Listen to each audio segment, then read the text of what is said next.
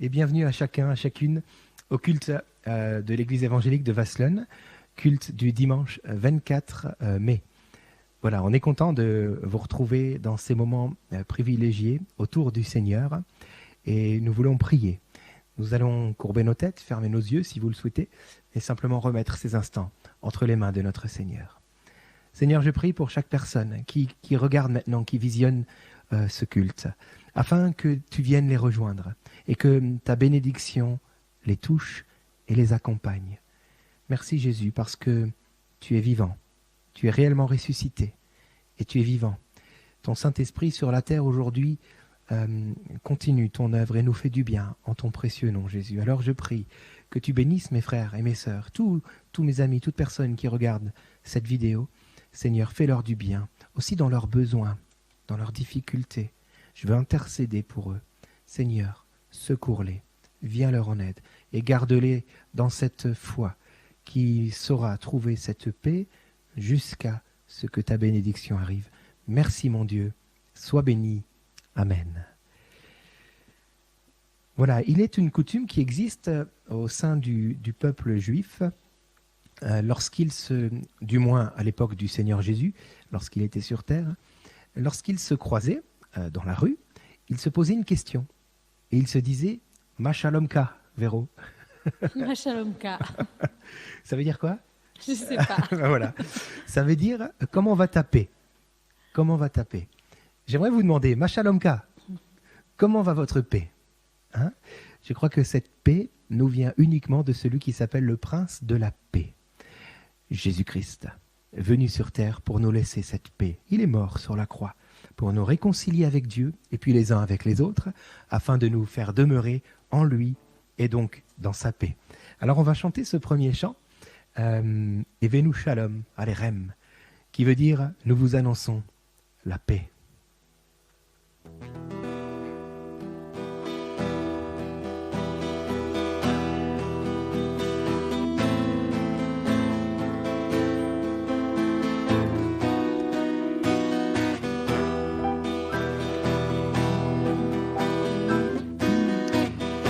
Evenu Shalom Alechem, Evenu Shalom Alechem, Evenu Shalom Alechem, Evenu Shalom, Shalom, Shalom Alechem. Nous vous annonçons la paix, nous vous annonçons la paix, nous vous annonçons la paix.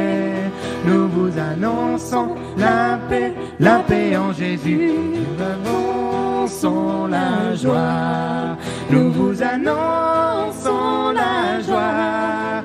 Nous vous annonçons la joie.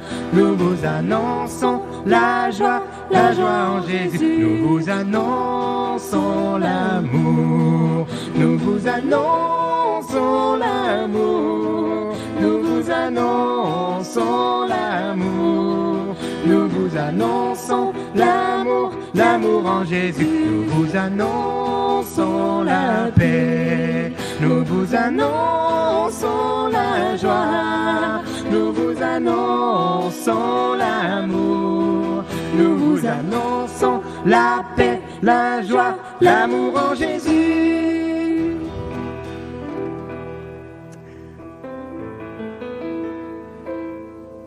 Que sa paix, sa joie et son amour vous bénissent, vous remplissent et vous accompagnent. Nous pensons très fort à vous.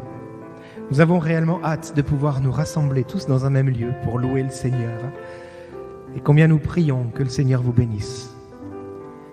Alors prenons ce prochain chant qui est semblable à notre Dieu, qui se nomme aussi dans la Bible le lion de Juda, celui qui prend soin des siens. Qui est semblable au lion à l'agneau, assis sur le trône. Les monts s'inclinent, l'océan rugit devant le Seigneur qui est semblable. Qui est semblable au lion à assis sur le trône. Les monts s'inclinent, l'océan rugit devant le Seigneur. Louez, louez Adonai,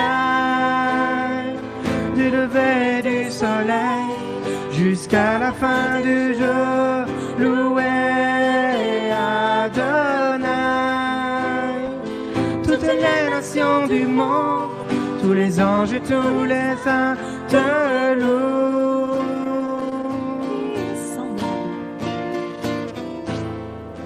Qui est semblable au lion à l'agneau, assis sur le trône. Les monts s'inclinent, l'océan rugit devant le Seigneur. Qui est semblable, Qui est semblable au lion à l'agneau, assis sur le trône. les monts s'inclinent et l'océan rugit devant le Seigneur. Louez Adonai, Adonai, du lever du soleil jusqu'à la fin du jour. Louez Adonai, toutes les nations du monde, tous les anges et tous les saints te louent. Adonai, du lever du soleil jusqu'à la fin du jour. Louez Adonai, toutes les nations du monde, tous les anges et tous les saints te louent.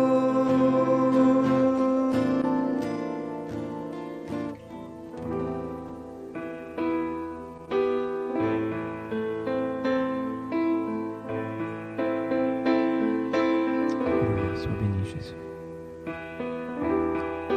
Nous sur toute la gloire. Nous voulons venir devant toi, Seigneur, tel que nous sommes, et te bénir avec notre cœur.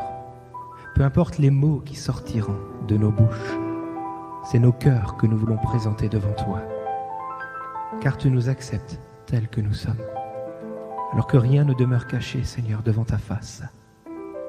Ouvre nos cœurs à ta sainte présence, car tu veux les remplir de ton Saint-Esprit. Un esprit qui loue et qui bénit son Créateur, son Sauveur et son Roi. Bénissez le Seigneur, vous tous serviteurs du Seigneur, qui vous tenez dans la maison de Dieu durant les heures de la nuit. Bénissez. Bénissez le Seigneur, vous tous serviteurs du Seigneur, qui vous tenez dans la maison de Dieu durant les heures de la nuit. Levez vos mains vers lui et bénissez votre Dieu. Que le Seigneur soit béni de Sion, lui qui fit les cieux et la terre. Bénissez, bénissez le Seigneur, vous tous serviteurs du Seigneur, qui vous tenez dans la maison de Dieu durant les heures de la nuit. Levez vos mains vers lui et bénissez votre Dieu. Que le Seigneur soit béni de Sion, lui qui fit les cieux et la terre. Levez vos mains vers lui et bénissez c'est votre Dieu. Que le Seigneur soit béni de Sion, lui qui fit les cieux et la terre. Lui qui fit les cieux et la terre. Alléluia. Pour le prochain chant, je vous invite à écouter la chorale virtuelle de l'Église, là, maintenant, tout de suite. Bonne écoute et bonne louange. Ce chant dit « Tel que je suis, je viens à toi », parce qu'il nous aime tel que nous sommes. Amen.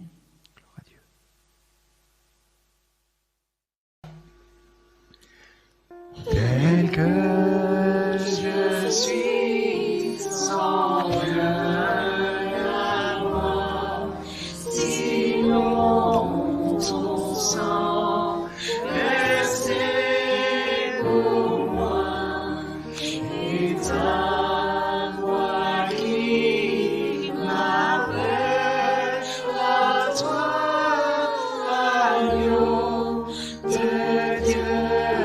Je viens, tel que je suis, viens à Sion, en proie au doute, à chaque instant, plutôt.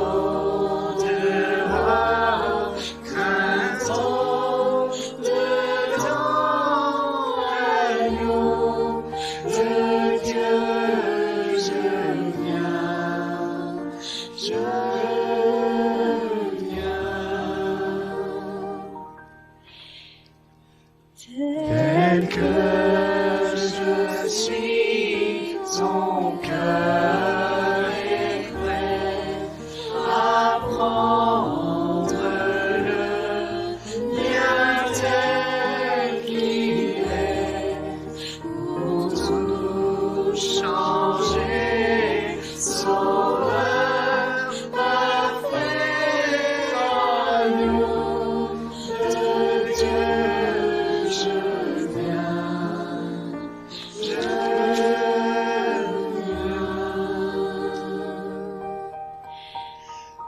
Tel que je suis, ton grand amour a tout pardonné sans retour.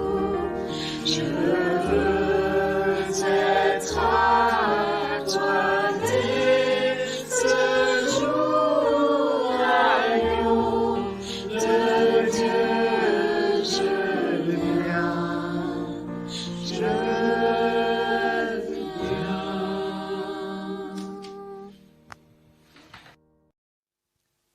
Voilà, Seigneur, nous voulons te prier encore pour te remercier de nous accueillir tels que nous sommes. Et Seigneur, maintenant nous venons devant ta parole tels que nous sommes, parce que ta parole est pour chacun. Et Seigneur, qu'elle trouve maintenant le chemin de nos cœurs. Mais pour cela, ça ne dépend plus de toi, Seigneur, mais de nous. Merci pour ton amour, qui est l'agent par lequel tu agis dans nos vies. Que ton amour dispose maintenant nos cœurs et nos esprits en ta présence. Et merci pour ta parole, Seigneur. Amen. Voilà, mes frères et sœurs, mes amis, j'aimerais vous partager aujourd'hui sur un thème un peu particulier. J'aimerais partager autour d'un peuple qui vit sur une terre qui n'est pas plus grande que notre chère Bretagne. J'aimerais vous parler d'Israël. Israël, je ne sais pas si vous l'avez remarqué, mais rares sont les fois où, malheureusement, on entend prêcher sur Israël dans l'Église. Et c'est dommage. C'est dommage parce qu'il y a beaucoup de choses qui sont là pour nous encourager, qui sont là aussi pour nous engager dans le combat spirituel qui existe. Et je crois qu'aujourd'hui, le Seigneur veut simplement parler à son Église au sujet de ce que nous pouvons être en train de vivre, peut-être même sans le savoir. Alors, soyons attentifs, même si c'est vrai que ce message risque d'être peut-être un petit peu plus académique que les autres. Il y aura beaucoup de théories, beaucoup d'histoires bibliques, etc. Mais vraiment, je prie que nous puissions rester attentifs, et même si ça devait durer un petit peu plus que d'habitude au niveau du temps, puissions-nous être attentifs jusqu'au bout. Voilà, j'aimerais donc parler d'Israël, et en introduction, j'aimerais dire que non, Israël n'est pas en train de subir ce qu'il mérite, parce qu'après tout, il aurait mis Jésus sur la croix, il aurait péché, et donc c'est juste qu'il subisse tout cela. Même si je suis entièrement d'accord de dire qu'Israël a péché, je veux quand même relever quelque chose. Relisez Romains, en particulier le chapitre 11. Je n'ai pas le temps de le faire avec vous maintenant, mais vraiment, si vous le voulez, si vous avez un peu de temps, faites pause et lisez Romains chapitre 11, et vous verrez que si Israël a été mis à l'écart pour quelque temps, ce n'est uniquement que afin que nous, que la Bible appelle les païens, c'est-à-dire les gens qui ne sont pas juifs, afin que nous, les païens, nous puissions trouver le salut par la foi en Jésus-Christ. Voilà pourquoi les juifs ont été mis pour un temps sur le côté. Romains 11 toujours vient nous dire que nous, les païens, sommes comme une branche qui a été greffée sur l'olivier franc. Mais ce n'est pas nous, les branches, qui portons l'arbre, c'est l'arbre qui nous porte. Nous devons, à ce titre-là, le respect et non pas le mépris pour Israël.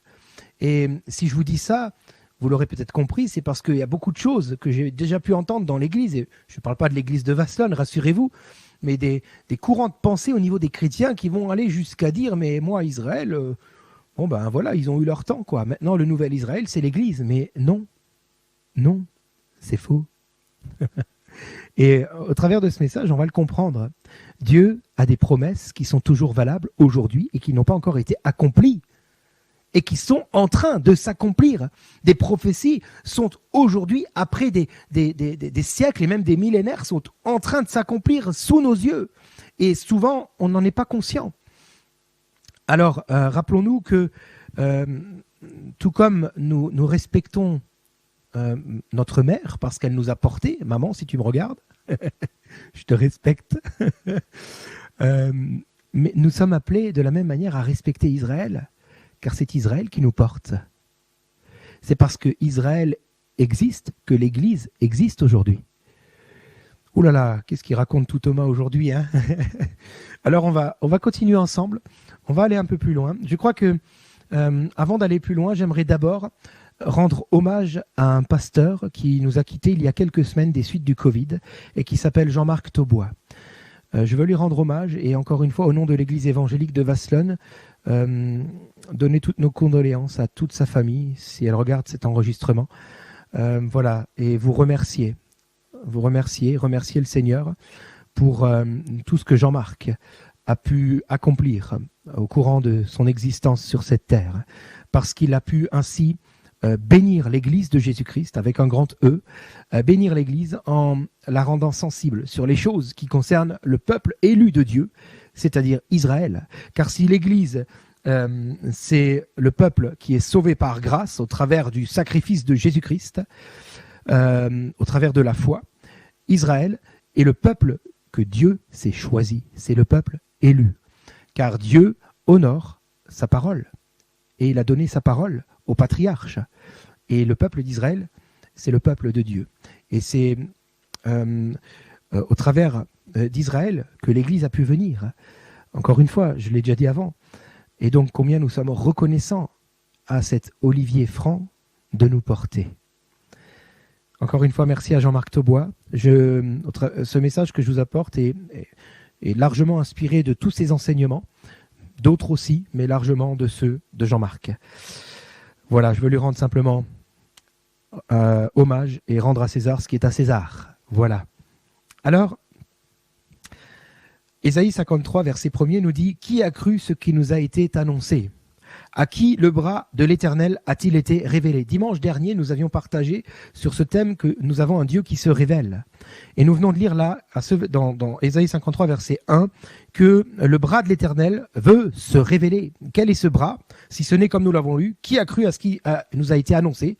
Le bras de l'Éternel, c'est ce que Dieu a annoncé au travers de la bouche de ses prophètes. Oui, Dieu a annoncé des prophéties qui sont aujourd'hui encore soit en stand-by, soit en train de s'accomplir sous nos yeux. Mais qui a cru?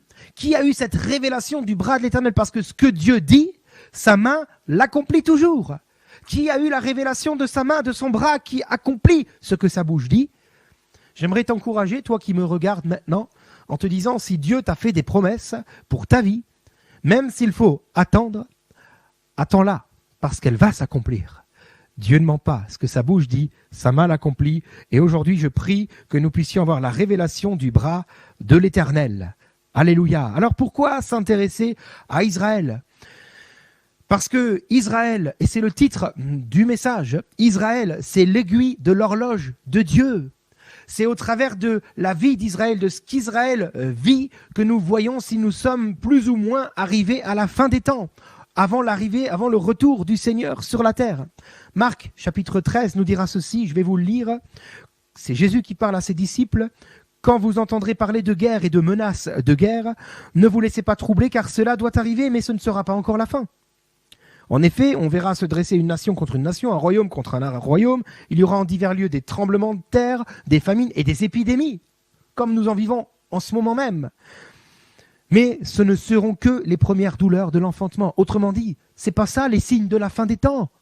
C'est pour ça que dans le passé, il y en a beaucoup qui se sont trompés, Bible en main, en disant nous arrivons à la fin des temps, parce qu'ils pensaient que ce que eux vivaient était un signe de la fin des temps. Mais là, je viens de lire que ce n'est pas ce que les païens, les non-juifs peuvent vivre, qui sera signe de fin des temps. Mais ensuite, à la suite de ce discours apocalyptique de Marc 13, Jésus va continuer, on le retrouve dans Marc 13, Matthieu 24 et Luc 21, on retrouve les mêmes discours où Jésus ensuite va dire voilà, ce que les païens peuvent vivre, c'est dû au péché de l'humanité, et ce sera comme ça à cause du péché, non pas que Dieu le veuille, mais c'est comme ça, à cause du péché. Mais ensuite, Jésus va parler de Jérusalem. Et il va dire ceci, « Instruisez-vous par une comparaison tirée du figuier. Dès que ses branches deviennent tendres et que les feuilles poussent, vous connaissez que l'été est proche. De même, quand vous verrez ces choses arriver, sachez que le Fils de l'homme est proche. Le Fils de l'homme, c'est Christ, et qu'il est à la porte. Je vous le dis en vérité, cette génération ne passera point que tout cela n'arrive. Prenez garde, veillez et priez, car vous ne savez pas quand ce temps viendra. » Alléluia. Aussitôt après ces jours-là, la génération ne passera pas. C'est-à-dire que quand on verra Jérusalem refleurir, lorsqu'on verra la résurrection du peuple d'Israël, alors nous sommes arrivés à la dernière génération. Alors le retour de Christ est proche. Ce qui me fait vous dire, mes amis, que nous sommes réellement au temps de la fin. Et je ne vous dis pas ça comme on aurait pu le dire il y a 100 ans. Vous allez comprendre pourquoi. Avant tout, simplement pour comprendre quelque chose, juste pour poser les bases, en l'an 135 après Jésus-Christ, quand tout Israël a été, déporté loin de son territoire d'Israël, en l'an 135, alors que les Romains interdisaient à Israël de revenir sur son territoire, si ce n'est qu'une fois par an, simplement pour rendre visite un jour par an, nous avons là 5 rabbins en l'an 135 qui vont se retrouver à Jérusalem et qui vont pleurer sur les ruines de Jérusalem. Puis ils vont lire les 5 poèmes de Jérémie que vous retrouvez dans les Lamentations de Jérémie. Et après avoir lu cela, ils vont prier. Et pendant qu'ils priaient, voyez-vous, un renard va sortir du milieu des ruines de Jérusalem pour, de façon nonchalante, marcher tranquillement jusqu'à l'ancien emplacement du lieu très saint du temple de Jérusalem qui a été détruit. Et là, les rabbins vont pleurer. Parce qu'ils vont comprendre que même si un animal qui est considéré comme impur, un renard, foule aux pieds le lieu très saint, c'est qu'alors est arrivé le début de ce qu'ils appellent le désert des peuples, le temps des nations.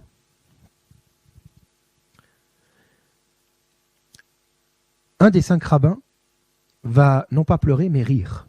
Et les 4 autres vont dire « Mais pourquoi tu ris? T'as pas vu ce qu'on vient de voir là ?»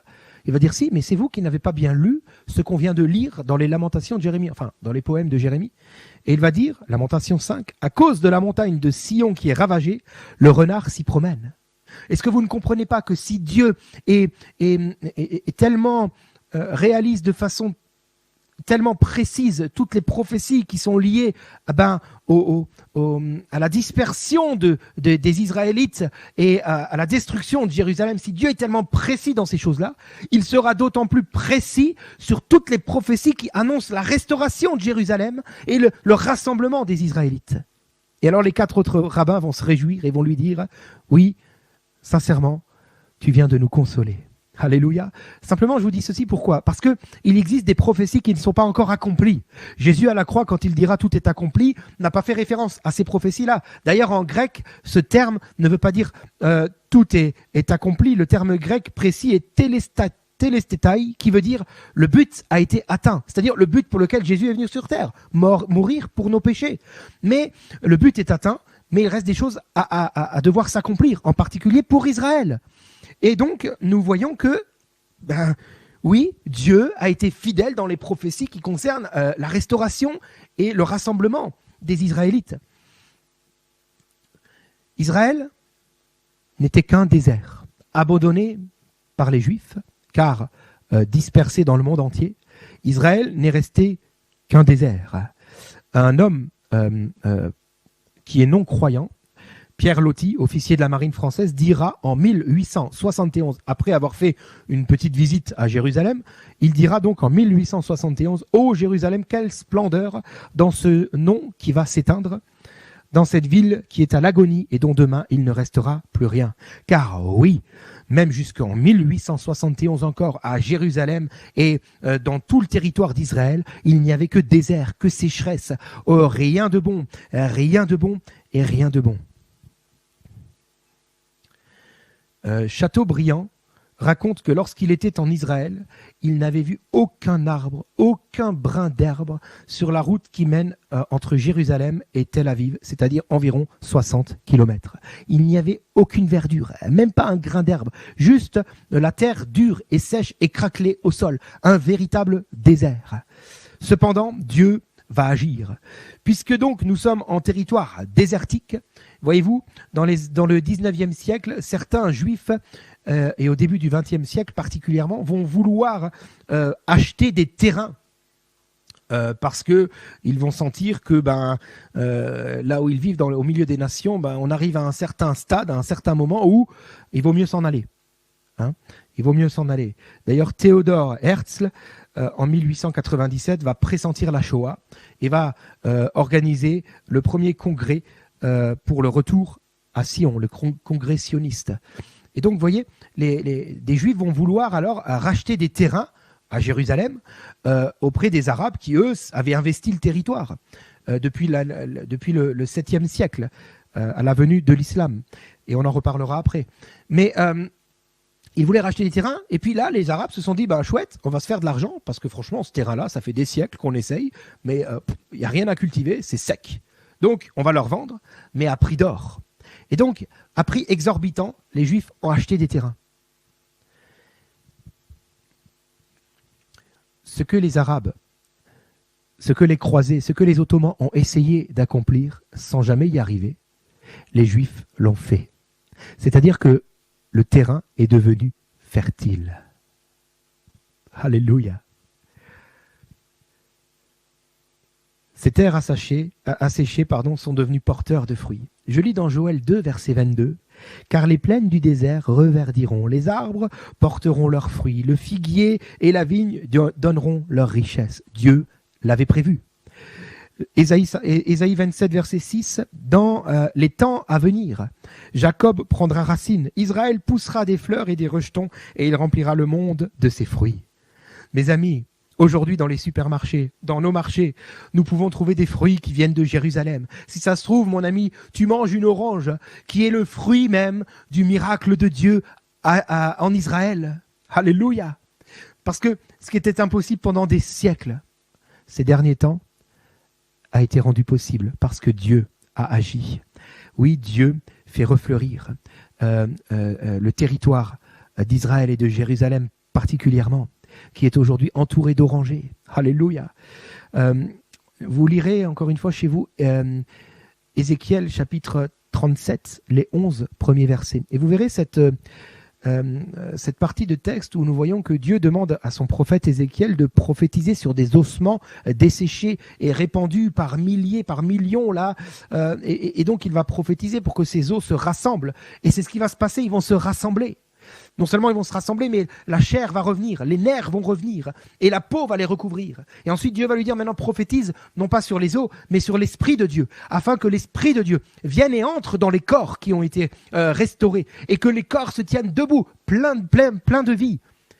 Ézéchiel va prophétiser, et c'est encore une fois ce qui va arriver. Et voyez-vous, avec le refleurissement du territoire d'Israël, nous voyons ces eaux qui reprennent vie. Alléluia. Nous voyons que Dieu est en train d'accomplir là une prophétie qui était prophétisée des millénaires dans le passé, bien avant Jésus-Christ encore. Et nous voyons combien Dieu est fidèle. Alléluia. Alléluia. Alors, si Chateaubriand avait dit que de Jérusalem à Tel Aviv, sur 60 km, il n'y avait même pas un brin d'herbe. Aujourd'hui, vous prenez ce même chemin sur 60 km, écoutez bien, vous trouverez pas moins de 6 millions d'arbres, toute une forêt à pousser. Alléluia! Toute une forêt à pousser. Quelqu'un a dit, si le miracle a eu lieu, c'est car cette terre est promise à un peuple précis, le peuple d'Israël. Oui, Dieu est fidèle et Dieu bénit les siens là où il a prévu de les emmener. Alléluia. La bénédiction de Dieu pour toi, mon ami, se trouve dans les plans que Dieu a pour toi. Et pas à côté, même si tu peux être bien pendant quelque temps, tu dois t'accoutumer des différentes nations où tu peux te poser tranquillement. Et à un moment donné, le Seigneur va te rappeler là où il le veut et tu seras béni. Alléluia. Au début des années 1900, donc au début du XXe siècle, quelques Juifs revenus en particulier de la Russie, qui étaient des intellectuels. La Russie va perdre la majorité de ses intellectuels, car oui, le peuple juif a reçu, je le crois, comme une part de bénédiction divine dans l'intelligence. Albert Einstein était juif, pardon. Et nous voyons cette élite juive venir sur la terre promise avec un seul but, bâtir sur d'anciennes ruines, rebâtir des villes, des villages. Oui, cela aussi avait été prophétisé et c'est produit au début du XXe siècle. Ésaïe 61:4, ils rebâtiront sur d'anciennes ruines, ils relèveront d'antiques décombres, ils renouvelleront des villes ravagées et dévastées depuis longtemps. C'est peu dire depuis longtemps, depuis des siècles, depuis des millénaires. Le premier village qu'ils vont rebâtir se nomme Petah Tikva, qui veut dire porte d'espérance, en réponse au prophète Osée, chapitre 2, verset 15. Là, je lui donnerai ses vignes et la vallée d'Accor comme une porte d'espérance. Et là, elle chantera comme au temps de sa jeunesse et comme au jour où elle remontait du pays d'Égypte. Alléluia. Tout cela est arrivé au début du XXe siècle. Oui, les eaux se rassemblent et reprennent vie. Oui, nous sommes réellement au temps de la fin. Jésus peut revenir. Mais il faudra attendre le 14 mai 1948 pour que Israël puisse, réellement ressusciter. Parce que si avant, pendant le temps des nations, les Juifs avaient coutume de se rendre de temps en temps en Israël, c'était uniquement lorsqu'ils avaient atteint l'âge de la mort. Ils voulaient retrouver leurs ancêtres afin d'être enterrés au milieu de leurs ancêtres. Israël représentait la mort. Les Juifs n'y allaient que pour mourir. Mais aujourd'hui, ce n'est plus du tout le cas. Aujourd'hui, on y va pour bâtir, on y va pour vivre. Et lorsqu'on demande à un Juif, mais pourquoi allez-vous là-bas? Il répondra, mais parce que là-bas, je suis vivant. Alléluia. Là-bas, je suis vivant. Dieu est en train d'accomplir une œuvre merveilleuse. Dieu tient parole. Dieu est en train de répondre à toutes les prophéties. Il est en train de les accomplir. Qui connaîtra le bras de l'Éternel? Il est déployé en ce moment même. En 1948 est voté enfin est voté que Israël est tout à nouveau un État. L'État d'Israël voit le jour tout à nouveau le 14 mai 1948 parce que des païens ont décidé qu'il en serait ainsi. Et là encore, c'est une réponse. Ésaïe 49, verset 22, « Ainsi a parlé le Seigneur l'Éternel, voici, je lèverai ma main vers les nations, je dresserai ma bannière vers les peuples, et ils ramèneront tes fils entre leurs bras, ils porteront tes filles sur les épaules. » Oui, c'est les nations qui ont permis la restauration du peuple juif. Et tout cela a été prévu il y a déjà des siècles en arrière. Alléluia. Le 14 mai 1948. Vous savez, dans la tradition juive, il se dit que nous sommes au bénéfice des promesses de Dieu à une condition, c'est lorsque nous avons eu la circoncision de la chair. Cette circoncision de la chair, ils l'ont à l'âge de 8 jours, juste après la naissance. Pourquoi? Parce que Abraham a eu cette ordonnance de Dieu lorsque son fils Isaac avait 8 jours, et donc il l'a circoncis à 8 jours. Cependant, il avait un autre fils, Ismaël, qui lui avait 13 ans. Et donc Ismaël a eu sa circoncision à l'âge de 13 ans. Et voyez-vous, dans la tradition juive, on dit que on devient héritier lorsqu'on est circoncis. Donc Ismaël, qui est le descendant du peuple arabe, est aussi héritier, quelque part, du territoire qui est promis aux descendants d'Abraham. Au IIe siècle, en plein règne de Rome, alors que les Arabes ne formaient qu'une petite poignée de tribus, on ne pensait alors encore jamais que les Arabes pourraient se constituer en peuple. Au IIe siècle, le rabbin Eliezer va prophétiser ceci. Ismaël dominera 1300 ans sur la terre sainte, 100 ans pour chaque année de sa circoncision. Dans ce temps-là, les fils d'Ismaël construiront un édifice sur le mont du temple. C'est effectivement ce qui s'est passé. Je m'explique. En l'an 638, les Arabes, par la naissance de l'islam, et j'ai pas le temps d'en parler, vont conquérir la terre promise. Et ils vont 10 ans plus tard installer leur mosquée à l'endroit même où se trouvait le temple des Juifs avant d'être détruit. Et donc en 648, la mosquée sera placée. Si je fais 648 plus 1300, nous arrivons à 1948. Effectivement, alors on pourrait peut-être dire ouais, c'est tiré par les cheveux, mais n'empêche que le peuple juif est le peuple de Dieu. Et cela vous surprend-il que le Saint-Esprit parle à son peuple?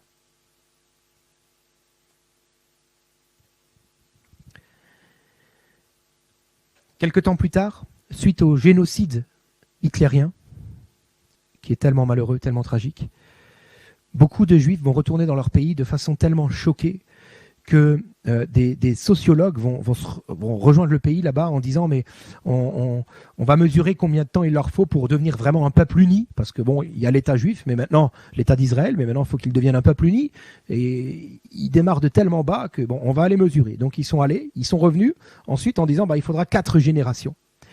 Mais ça, c'est ce qu'ils ont dit à tous, mais finalement, ce qui était dit derrière, un petit peu en arrière comme ça, c'est que il ne faudra pas plus de 20 ans pour que l'État d'Israël implose de l'intérieur, parce que rien ne va, les Juifs sont à ramasser à la petite cuillère. Voyez-vous, les mêmes sociologues sont repartis 10 ans plus tard. Et lorsqu'ils sont revenus, leur diagnostic était différent. Ils ont dit, avec toutes nos excuses, nous nous sommes trompés. Aujourd'hui, l'État d'Israël est un peuple uni. Alléluia. Est-ce que vous ne voyez pas là le Saint-Esprit qui est à l'œuvre pour venir consoler, restaurer, unifier? Oui, Dieu, le bras de l'Éternel, est en mouvement en ce moment même sur le peuple d'Israël, parce que le retour de Jésus est proche. Alors Israël connaît toujours des guerres, oui, bien entendu. Le peuple arabe veut, reprendre les territoires qu'il avait cédés aux Juifs à prix d'or. Lorsque les Juifs ont voulu reprendre leur territoire à l'époque où tout était encore sec, où Israël n'était qu'un désert et rien ne pouvait pousser, alors ils sont allés, ils ont dû acheter leur terrain à des prix exorbitants, et les Arabes étaient convaincus de faire une affaire. Mais quand ils ont vu que finalement tout ça portait du fruit, ils ont voulu revendiquer de nouveau leur territoire. Bon. Et d'où le conflit israélo-palestinien, tout simplement. Donc, aujourd'hui encore, nous voyons que Israël combat. Il y a la guerre là-bas. Je pense à la guerre de 1967, la guerre de 6 jours. Mais nous voyons là encore combien Dieu est présent. J'ai l'impression de lire un récit de guerre de l'Ancien Testament où nous voyons que l'Éternel, le Dieu des armées, est avec Israël pour donner la victoire à Gédéon. Parce que Israël était en minorité pour la guerre des 6 jours en 1967, et pourtant ils ont remporté la victoire, mais haut la main. Et c'est au niveau... Enfin, voilà, on va fermer la parenthèse, simplement vous dire que celui qui sème avec larmes moissonnera avec chant d'allégresse. Alors si Israël aujourd'hui est encore en guerre, la délivrance arrive très bientôt. Alléluia. J'aimerais encore, s'il vous plaît, rester avec moi. J'aimerais vous parler maintenant d'autre chose, qui est là encore pour venir manifester que le bras de l'Éternel est en mouvement. Simplement un petit peu d'histoire biblique autour des 12 tribus d'Israël, rapidement. Les 12 tribus d'Israël, elles viennent d'où? Elles viennent d'un homme qui s'appelle Jacob et que Dieu a rebaptisé Israël. Israël a eu 12 fils et chacun des fils a eu des fils et donc leurs descendants sont devenus les 12 tribus d'Israël qui ont cohabité ensemble paisiblement et de façon unie jusqu'au temps du roi Salomon. Après le règne de Salomon, il y a eu une grosse division dont je n'ai pas le temps de discuter maintenant au sein des 12 tribus. Ce qui a formé 2 royaumes différents. Le royaume du nord, composé des 10 tribus d'Israël, qu'on appelle donc le royaume d'Israël, avec 10 tribus sur les 12, et le royaume du sud, qu'on appelle le royaume de Juda, composé, donc vous l'avez compris, de 2 tribus. Bon, ces 2 royaumes ont plus ou moins cohabité ensemble, plus plutôt que moins, voilà. Jusqu'à quand? Jusqu'en 732 avant Jésus-Christ, année où le royaume du nord a été emmené en déportation par les Assyriens à cause de leurs péchés. Et donc, Dieu avait prévenu, et c'est ce qui est arrivé, le royaume du nord, les 10 tribus d'Israël ont été déportées en Assyrie. Bon. Le royaume de Juda, les deux dernières tribus, sont restées sur leur territoire encore pendant 150 ans, mais là aussi, à cause de leurs péchés, elles aussi, les 2 tribus, le royaume de Juda a été déporté, non plus en Assyrie, mais en Babylonie, c'est-à-dire le royaume qui a succédé aux Assyriens. Et donc, au travers du roi Nebuchadnezzar, le roi de Babylone, tout le royaume de Juda a été emmené en déportation.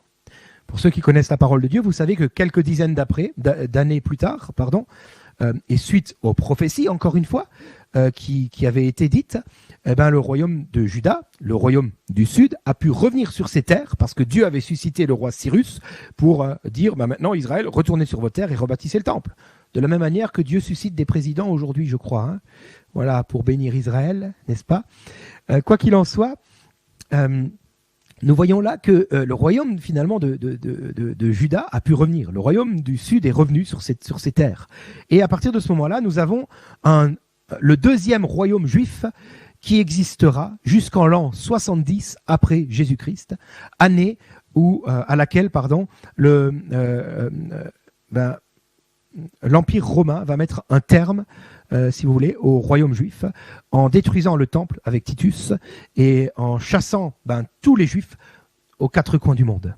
Bon. Alors je ne sais pas si vous avez bien suivi. Mais si vous m'avez suivi, vous avez compris que dans toute cette histoire, où sont passées les 10 tribus d'Israël? Le royaume du Nord. La plupart des historiens pensent qu'elles n'existent plus, qu'elles ont été assimilées par les différentes nations dans lesquelles elles se trouvaient. Cependant, je lis Ésaïe 11, verset 12. « Quant aux exilés d'Israël, il les rassemblera, et les dispersés de Juda, il les regroupera des 4 coins du monde. » Alléluia. Dans la tradition juive, on dit qu'au temps de la fin, les 10 tribus reviendront à Sion, donc, pour ne former plus qu'un seul royaume avec les 2 autres tribus, comme c'était le cas avant Salomon. Et Jésus lui-même semble confirmer cela lorsqu'il parle à ses disciples dans Luc 22, verset 30. Il dira à ses disciples, vous mangerez et vous boirez à ma table dans mon royaume et vous siégerez sur des trônes pour gouverner les 12 tribus d'Israël. Autrement dit, à la fin des temps, il y aura les 12 tribus d'Israël. Donc les 10 tribus du royaume du Nord n'ont pas pu s'éteindre. C'est impossible. Il faut savoir une chose, c'est que dans la Bible, à partir donc de la déportation en Babylone, lorsque la Bible parle d'Éphraïm, finalement elle ne parle pas de la tribu d'Éphraïm, mais elle parle du royaume du Nord, de tout le royaume d'Israël. Et la Bible nomme ce royaume Éphraïm. Pourquoi? Parce que dans ces 10 tribus d'Israël se trouve aussi la tribu d'Éphraïm, et c'est la plus grande des 10. Et donc la Bible va parler d'Éphraïm en parlant finalement du royaume d'Israël, du royaume du Nord. Alors je vais vous lire un texte, Jérémie 31, versets 18 à 21. Il nous est dit ceci. « J'ai très bien entendu Éphraïm qui gémit, qui dit « Tu m'as châtié et j'ai été châtié comme un veau indompté. Mais fais-moi revenir à toi, afin que je revienne, car tu es l'Éternel mon Dieu. Je m'étais détourné, mais à présent je le regrette. Éclairé sur mes fautes, je me lamente sur moi-même. Je suis confus, j'ai honte, car je porte le poids de tout ce que j'ai fait dans ma jeunesse et qui n'était guère honorable. Éphraïm est pour moi, dit l'Éternel, un fils que je chéris et un enfant que j'affectionne. Chaque fois que j'en parle, je me souviens encore plus vivement de lui. Mon cœur est en émoi, j'aurai pour lui beaucoup de compassion. L'Éternel le déclare. Dresse-toi des signaux, balise ton parcours, fais bien attention aux sentiers et aux chemins que tu empruntes. Reviens, ô communauté d'Israël. Voyez, Israël, c'est Éphraïm. Oui, reviens, communauté d'Israël, oui, reviens dans tes villes. Amen. Les rabbins, dans la tradition juive, ont interprété ce passage que nous venons de lire en disant ceci, c'est que les 10 tribus, finalement, n'ont pas été dispersées aux 4 coins du monde, comme ça a été le cas pour le royaume de Juda, qui ont été dispersés suite à la destruction du temple et de Jérusalem sous Titus dans l'Empire romain. Ils ont été dispersés, le royaume de Juda. Mais il n'en est pas ainsi du royaume d'Israël, des 10 tribus. Ils n'ont pas été dispersés, mais ils ont été regroupés par tribu au milieu des nations. Voilà ce que disent les rabbins. Les rabbins vont jusqu'à dire, au temps de la fin, lorsque le temps de Dieu sera venu, comme nous venons de lire ce texte dans Jérémie 31, au temps de la fin, Éphraïm doit sortir ses poteaux indicateurs de son appartenance. Parce que jusqu'au temps de la fin, les 10 tribus auront comme caché leur appartenance, par crainte des différents peuples qui les entourent, par crainte des différents royaumes qui ont fait d'eux finalement des exilés, des esclaves. Et par crainte, ils ne vont pas dire qu'ils font partie d'Israël. Ils vont le cacher jusqu'au temps de la fin, où là, l'Éternel Dieu, comme nous l'avons lu, les encourage maintenant à sortir leurs poteaux indicateurs et à dire « Nous sommes juifs, nous appartenons aux tribus d'Israël ». Frères et sœurs, c'est ce que nous vivons aujourd'hui. Alléluia. Oui, les 10 tribus d'Israël ont été retrouvées. Le temps me manquerait pour vous en parler, mais j'ai plein d'exemples là. Simplement vous dire que par exemple, la tribu de Manassé a été retrouvée et se nommait la tribu des Pataches. Pardon, des Patans. Des Patans. T-H-A-N-S, la tribu des Patans. Ils pratiquaient la circoncision au 8e jour, la loi du Lévira. Ils pratiquaient les pains de proposition qu'on garde devant l'Éternel chaque jour. Et ils se disent comme faisant partie de la tribu de Manassé. Ils ont été retrouvés où? En Afghanistan. En disant que, à l'époque, les Assyriens, en ayant vu la révolte qui était dans le royaume d'Israël, qui venait d'être déporté chez eux, les Assyriens, en voyant cela, ont décidé de leur faire subir une seconde déportation très loin. Et suite à des calculs que les rabbins ont faits et à d'autres informations précises qu'ils ont trouvées dans des textes anciens assyriens, ils ont pu déterminer où était cet endroit, et c'était en Afghanistan. Je ne sais pas si vous vous rendez compte, mais... Et donc en Afghanistan, après quelques fouilles, ils ont retrouvé cette tribu des Patans. Et les Patans vont dire, oui, nous sommes la tribu de Manassé, et les autres 9 autres tribus d'Israël sont parties ailleurs, parce que là où on a été envoyés, nous, par les Assyriens, c'était désertique, et donc ils sont partis ailleurs. Et depuis, d'autres tribus ont été découvertes, d'autres tribus avec à chaque fois des pratiques juives, où par exemple, ils tuaient des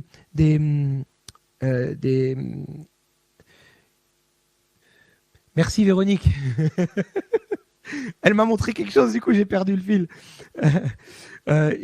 Oui, ils tuaient des bovins et puis ils prenaient leur sang pour mettre sur les linteaux des portes en disant « l'Éternel nous protégera ». Vous voyez, une tribu, la tribu de Dan, a été retrouvée en Éthiopie. C'était des Juifs noirs. Et ils ont été retrouvés par des missionnaires américains. Ils s'appelaient la tribu des Falachas. Ils ne connaissaient pas du tout, mais pas du tout, la tradition du Talmud. Et cela vient encore une fois renforcer cette idée, cette vérité, j'ose dire, que ces tribus d'Israël ne sont pas revenues après leur exil en Assyrie, parce que la tradition du Talmud est née après l'exil babylonien. Et pourtant, cette tribu de Dan ne connaissait pas cette tradition du Talmud. Pourtant, elle était bercée dans les écrits juifs. D'autres tribus ont été retrouvées un petit peu partout, que ce soit en Inde, en Chine, en Birmanie. On les nommait les tribus des Shinlong, on les nommait les tribus des Karens. On a retrouvé encore des tribus faisant partie des 10 tribus d'Israël au Japon. Mais ils sont des millions là-bas. Et on a demandé à un rabbin, mais comment allez-vous faire maintenant pour faire revenir tous ces millions de Juifs? Et le rabbin va répondre très simplement, mais Dieu n'est pas dépassé par cela, puisqu'il le dit dans Zacharie 10, et il va lire « Je les ramènerai d'Égypte, je les rassemblerai d'Assyrie, je les ferai entrer en Galaad et au Liban, et même ainsi, l'espace sera étroit pour eux. » Vous voyez, Dieu est précis dans l'accomplissement de ses prophéties. Et le rabbin de finir en disant, mais notre tradition juive nous dit que quand les 12 tribus seront rassemblées, alors le Messie reviendra. Finalement, ce problème d'espace, de place, là, c'est plus notre problème, c'est celui du Messie. Puisqu'une fois que tout le monde est là, il reviendra. Alléluia.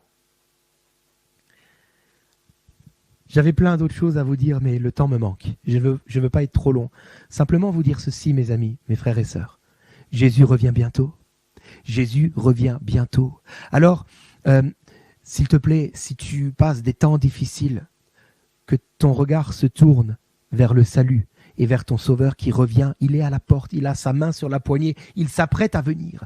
Oui, comme Ézéchiel a prophétisé, les eaux se sont rassemblées. Aujourd'hui, les 10 tribus d'Israël ont été retrouvées. Et aujourd'hui, ils sont tous en train de revenir sur leur pays, dans leur pays promis. Et aujourd'hui, on les unit parce que c'est vrai qu'ils ont vécu pendant des siècles au milieu des nations. Ils ont pris comme leurs coutumes, leurs habitudes. Aujourd'hui, chacun parle une langue différente. Mais aujourd'hui, en Israël, ils sont en train d'apprendre une langue commune et c'est l'hébreu ancien. Alléluia. Jésus revient tout de suite. Jésus revient. Alors soyons vigilants. Lorsque tu verras le figuier refleurir, alors sois veillant. Prie, car Jésus est à la porte. Alors quel est le rôle de l'Église dans tout cela? Simplement 2 points rapidement pour finir. Je lis dans Psaume 22, verset 6, « Priez pour la paix de Jérusalem. Oui, que ceux qui t'aiment, ô Jérusalem, vivent en sécurité. Que la paix soit dans tes murs et que la sécurité vienne en tes palais. » Alors prions pour la paix, car là-bas, il y a la guerre. Jusqu'au retour du Messie, certes, mais cela ne nous empêche pas de demander à Dieu la paix, car c'est lui qui nous encourage à prier de cette manière-là. Et puis, comme Ézéchiel a été amené par l'Éternel à prophétiser une deuxième fois, non plus en faveur des eaux qui doivent se rassembler, mais en faveur de l'esprit, afin qu'ils viennent remplir maintenant les corps qui ont été restaurés, afin que les corps puissent retrouver la vie maintenant. De la même manière, l'Église de Jésus-Christ est appelée à prier afin que le Saint-Esprit qui est sur la terre vienne maintenant remplir tout l'État d'Israël, tous les Juifs, afin qu'ils puissent recevoir le Messie, l'accepter, que leurs yeux s'ouvrent enfin à celui qui est le chemin, la vérité et la vie, Jésus-Christ. Oui, prions que le Saint-Esprit qui a rassemblé son peuple, maintenant le ramène à la vie en Jésus-Christ. Alléluia.